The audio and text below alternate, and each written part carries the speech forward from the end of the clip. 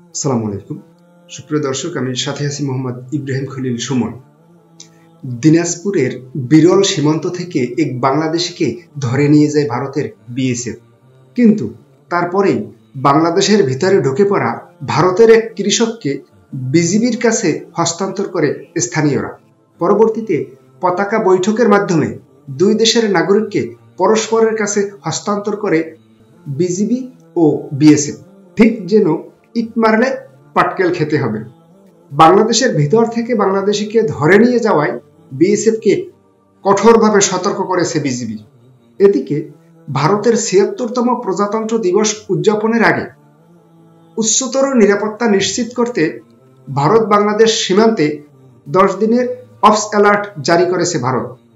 অবস alert মহড়া শুরু করেছে ভারতীয় সীমান্তরক্ষী বাহিনী বিএসএফ।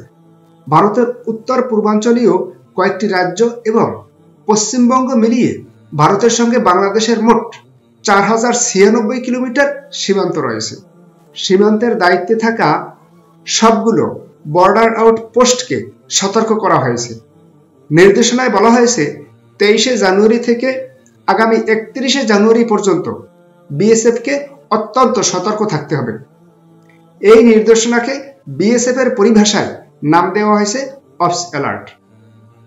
যেহেতু ভারত অবস অ্যালার্ট জারি করে বিশেষ অভিযান পরিচালনা করতেছে, সে কারণে বাংলাদেশের বিজিবি সতর্ক প্রহরার ব্যবস্থা করেছে এবং তারা সজাগ, সচেতন, সতর্ক আছে বলে জানিয়েছেন। আসসালামু আলাইকুম।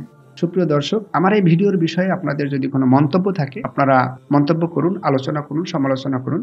আপনাদের আলোচনা, সমালোচনা, মন্তব্য আমাকে আরো সুন্দরভাবে ভিডিও করার ক্ষেত্রে, উপস্থাপনা করার ক্ষেত্রে অনুপ্রেরণা যোগাবে। আপনারা যারা এখন আমার চ্যানেলটি সাবস্ক্রাইব করেননি, অনুগ্রহ করে আপনারা আমার চ্যানেলটি সাবস্ক্রাইব করুন এবং যারা সাবস্ক্রাইব করেছেন তাদেরকে অসংখ্য ধন্যবাদ। আসসালামু আলাইকুম।